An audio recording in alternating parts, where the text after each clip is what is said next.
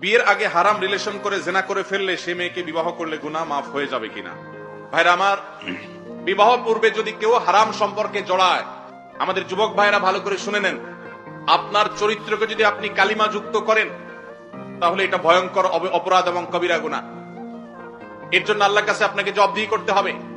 আমাদের অনেক যুবক ভাইরা মনে করেন যে বিয়ের আগে কোন মেয়ের সাথে হারাম সম্পর্ক করলে, জেনা লিপ্ত হলে, এরপর বিয়ে করলে বোধহয় এটা কাটাকাটি হয়ে যাবে। এটা সঠিক না, এটা ভুল। বিয়ে করেছেন, এখন হারাম থেকে বের হয়ে আসছেন, এটা ভালো।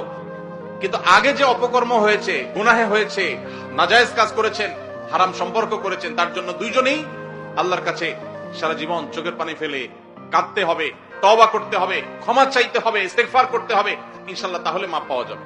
যদি মনে করেন না, বেশিরভাগ এই হারাম রিলেশন যারা করে তারা তো মেয়েদেরকে মিথ্যা প্রতিশ্রুতি দেয়, একটাও বেশিরভাগই ঠিক রাখে না।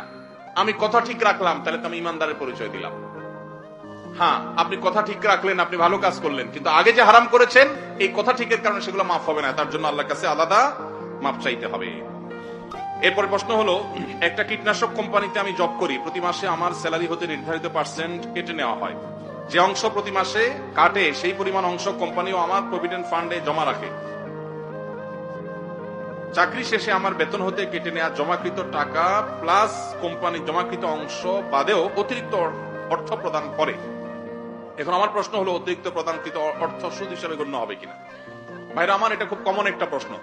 সরকারি বেসরকারি বিভিন্ন প্রতিষ্ঠানেই এই নিয়ম আছে যে চাকরি যখন করবেন বেতনের একটা অংশ কেটে রাখা হয়, এই টাকার সাথে আপনার চাকরিদাতা প্রতিষ্ঠান, সেটা সরকারি প্রতিষ্ঠান হোক আর বেসরকারি প্রতিষ্ঠান হোক, আলাদা কিছু প্লাস করে দেয়। অনেক সময় এটাকে সুদ বলেই দেয়। এটা মূলত সুদ হবে না, সুদের মধ্যে এটা পড়বে না। কেন পড়বে না? কারণ হলো, এই টাকাটা আপনি লোন হিসাবে নিয়েছেন এবং দেওয়ার সময় বাড়ায় দিয়েছেন। আপনার কাছ থেকে কোম্পানি বা সরকার লোন নিয়েছে, দেওয়ার সময় বাড়ায় দিয়েছে। ব্যাপারটা এরকম না। কুল্লু কারজিন জাল্লা নাফআন ফাহুয়া রিবা। লোন নিয়ে অতিরিক্ত দিলে সেটা রিবা হয়, সুদ হয়।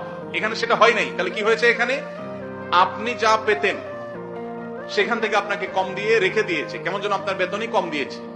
দেওয়ার সময় অতিরিক্ত অংশ প্লাস করে দিয়েছে। এটা সুদের সংজ্ঞায় পড়ে না। আপনি তাকে কিছু দিয়েছেন, এর বিপরীতে অতিরিক্ত নিয়েছেন। এই গিভ এন্ড টেকটা হয় না, আপনি দেনই নাই কিছু আসলে তারে, যার কারণে এটা সুদ হবে না। তবে হ্যাঁ, সরকারি চাকরিতে, বেসরকারিতেও থাকতে পারে। একটা নিয়ম আছে এখন, যে একটা পার্সেন্টেজের পরে বাধ্যতামূলক যেটা প্রভিডেন্ট ফান্ডে কাটা হবে, এর বাইরের যেটা আপনি ঐচ্ছিক ভাবে কাটতে পারেন, সেটা যদি আপনি ইচ্ছাকৃত কাটেন এবং সেখানে